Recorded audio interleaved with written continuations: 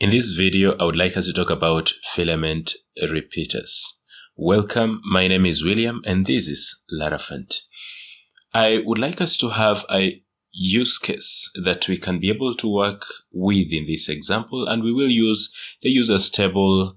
I want to create the orders model, and we will also have the product model. So let us go ahead and do that. In our terminal, we are going to run the command php artisan make model product. For the product model, I would like you to have a migration and a factory. I also want us to have order model, so I will just change this to order, and this I would like it to just have the migration only. I'd like to go and set up the tables, so we will go to database migrations. Then we will check the two migrations. So the first one is the products table. And for this one, I would like us to have several columns. So we're going to have table, and we will pass in the title of our product. And then after that, we can also have the price. So table decimal, and then pass in the price and set the allowable decimals in this case.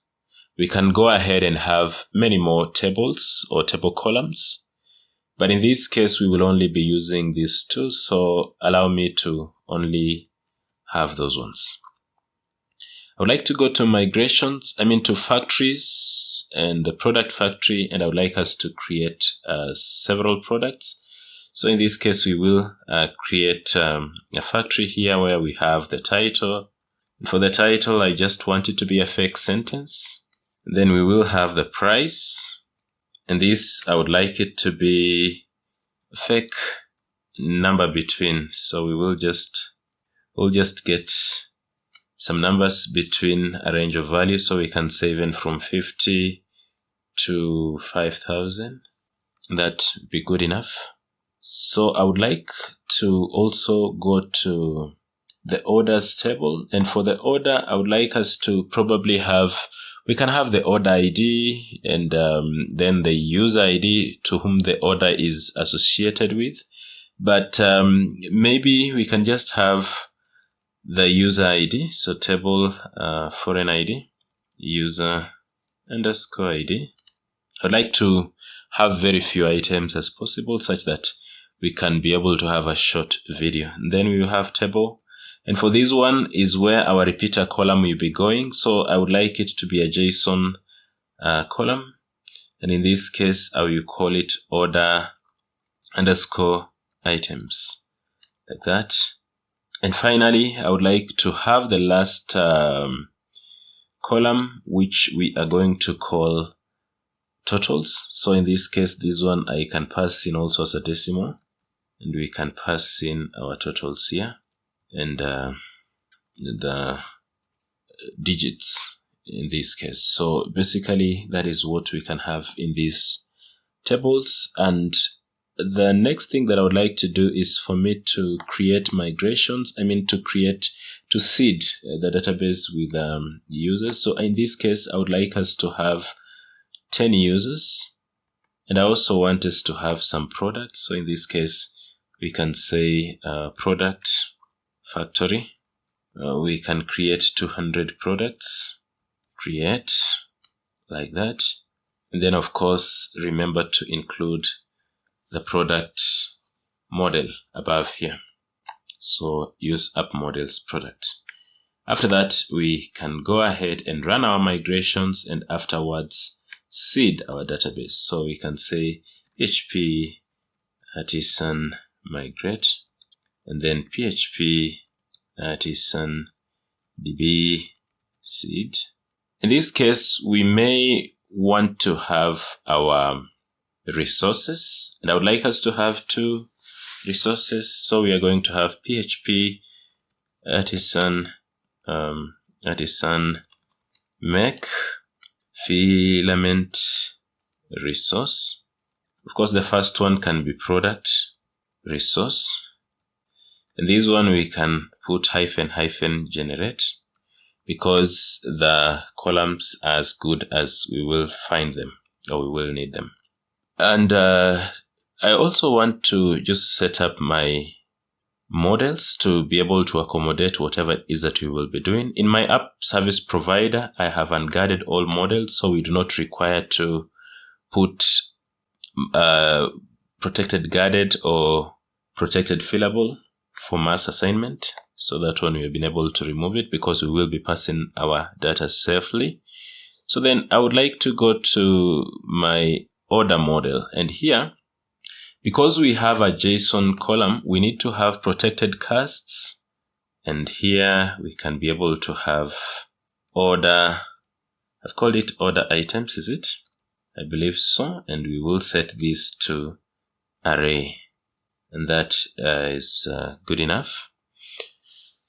So let us go to our table and see what it is that we can be able to do. But before we do go there, I would like us to also have some relationship, because these orders have to be assigned to users. So I'm going to have public function user. And in this case, we have this as belongs to relationship. We will say an order, or yes, an order will belong to a user. So we say return this belongs to user class, like that. And of course, we will import the belongs to return type above here. That is okay. We will go to our user model, and then we can be able to pass in something like, because this is a one-to-many relationship, so an order will belong, a user will have many orders.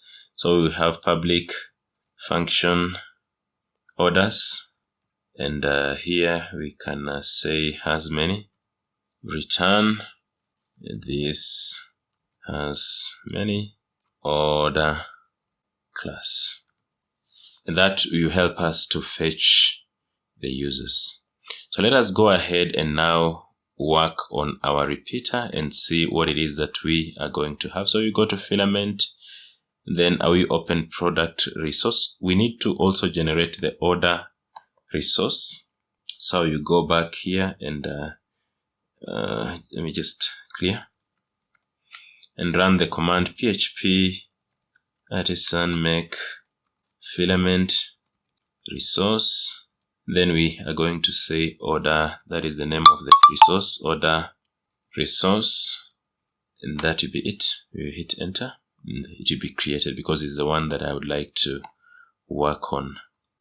So after creating it, we can go to the form schema, and inside here we can be able to pass in a select input where we'll be able to select the user or the customer in this case. So we have select make user underscore ID, and this we have a label.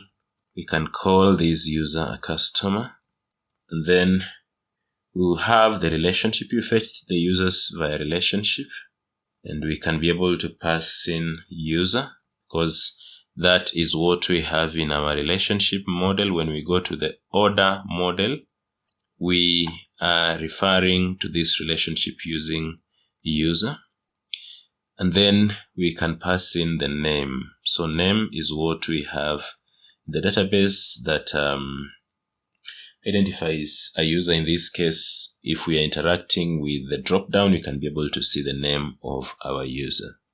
I will import the filament forms component select above here to be in a position to work with this properly, and I would want it to be required because without it you may have issues. I want to preload the users, and I also want it to be searchable like that.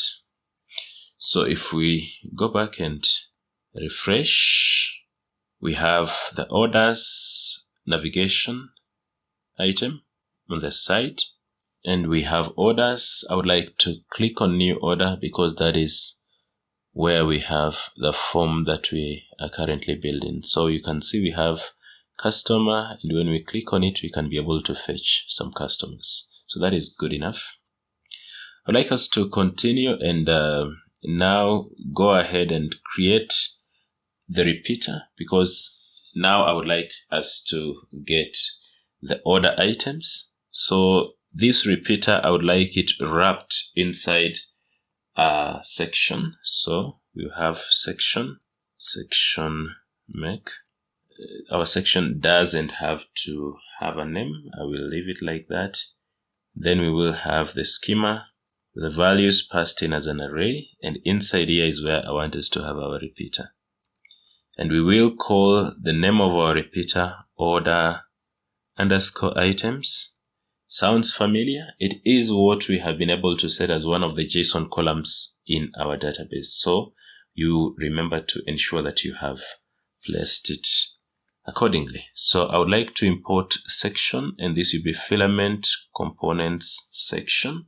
I also want to import repeater, which both of them are going to be, yes, filament forms components repeater, and then the other one that we have been able to import also.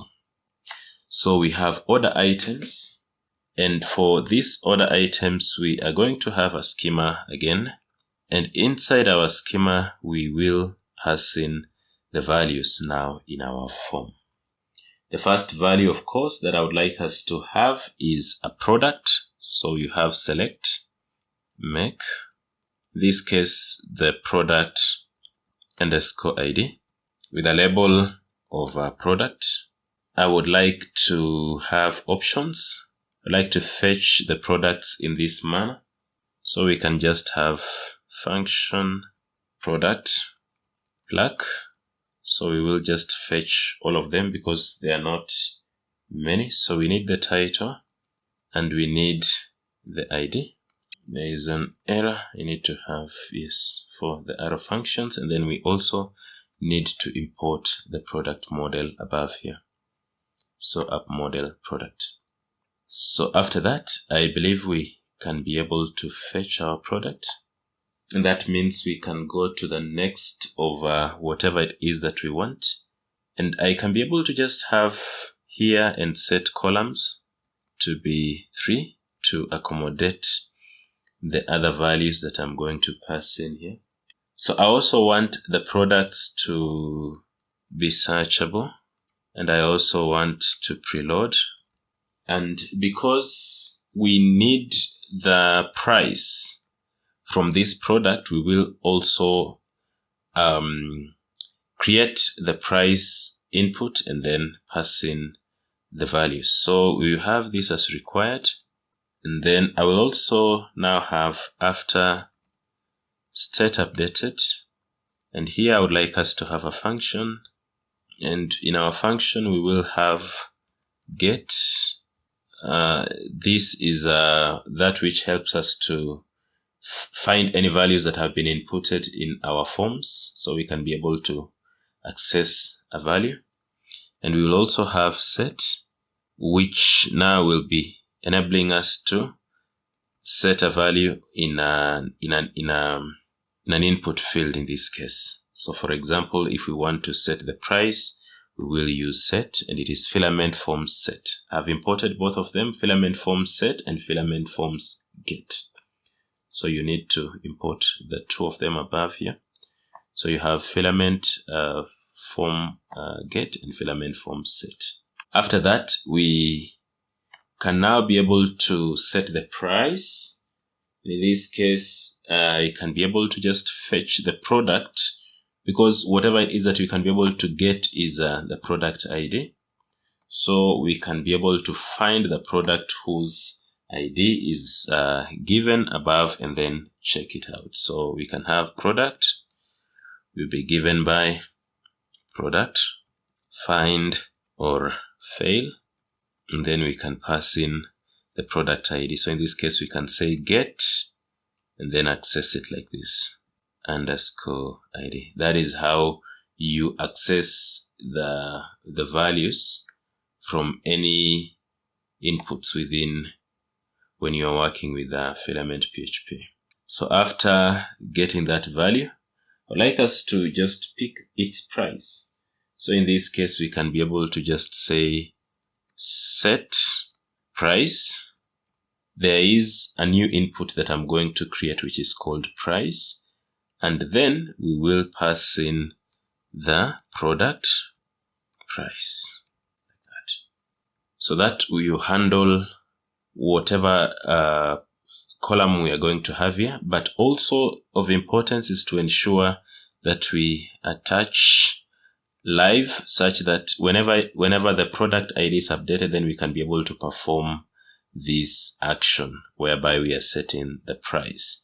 So for the price, I would like it to be a text input make, and we will pass in price, and I would like to have a comma here and ensure that we have imported filament text input. Let me just show you where it is. So above here we have filament forms components text input, and I would like us to just try and see that that is working as expected. So we have our item. So if we attempt to find a product, yes, you can see we are finding something. And I would like us to see if the price is updated. Now the price is being updated, and that is okay. But before the price, I would like us to have a quantity input. And this price input, we can be able to set it as read only, and we can also say that it is required, such that in any case in which it may be found that it is submitted without that value, we can always have an issue. So then we have text input quantity, and this one text input make quantity. This one will be required, and we will have it as numeric, and we will have max length.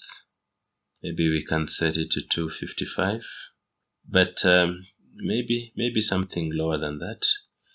Depending on whatever it is that you're creating, you can be able to have an idea of what it is that you want to have it. I would also want it to have a default value of a default value of 0. So that is what we have there. And we need to have another input, which we are going to call subtotal. So text input make, and this is sub underscore total, like that. So that is what we have. Let me refresh my form to see what we have here. So for each product, we are going to have the product, the quantity, the price, and the subtotal. I think it is good for me to make the columns 4 such that they would fit lengthwise. You refresh and see what happens. Now what I want us to do is, when we have a change in the quantity, because if we select a product, the price will already be set. I would like us to also, at the same time, once the price is set, we can also be able to calculate the subtotal. So basically, that is what I want. So whether the quantity is 0 or whether the number is different, I would always want us to calculate the subtotal. So that means I can be able to look at, to set the subtotal immediately, even when we already select a product here. So let us try and see what we will do. And I believe one of the places where we can be able to do it is where we are setting the price here. So after setting the price, we can also be able to set the subtotal. So we set the subtotal, which will be given by set sub underscore total, and this will be given by the multiplication of quantity. So you have get quantity, and then we will multiply this by get price, something of that sort. So like that. So let us try and see what happens. If I refresh again, we can be able to select a product. We will select that one. And already we have a price and we have a subtotal of 0 because it's multiplying by a quantity of 0. So now we also need to watch when the quantity is changed such that we can also be able to do the same multiplication. So I will go to our quantity input, and here we are also going to chain after state updated, and we will have a function, and we can have the filament get and set like that, and then we can be able also to just calculate the subtotal again. So I just copy this and then paste it here, just like that. So the subtotal will be calculated when we update quantity and also when the product is selected. So if I select a product again, and we have the calculation, and then if I change the quantity, it should update here ideally, but I have not been able to set to make it live. And since this will be an input that one will be typing in the value, so here we will say live, but we will not just leave it like this. We will say on blur. So when the user clicks away after inputting the quantity, that is when it will calculate. But when the user is still typing in the values, then it will not calculate. So let us try and see again if that is captured. So again, I will select the product. Of course, we expect that the calculation of it will be done. Then I will modify the quantity and have the items as 9. And now, when I click outside, now you can see the total or the subtotal is being updated. I believe up to there we are moving on well. I would like us to now do something which now you calculate the overall total. My example is a simple example. Of course, you can be able to add other things like discounts and all that. But in this case, for the example that we're having, we're just having the customer, and then we're having the order items, and lastly, we're having the totals. I believe that is what we have in our tables. Let me just try and check if that is exactly what we did set in our database. So we go to migrations and check the last one. Yes, we have totals. So that is the last thing that I am supposed to talk about. But of course, you can always expand this and have it within your use case. So now after we have our subtotal, I would just like the subtotal to be required and also to be read-only. So read-only and also required, just in case. So I will remove this comma here and migrate it and place it here. Now, after these values have been set in our repeater, I would like us to afterwards be able to calculate the grand totals. So in this case, the ones that I'm now calling totals.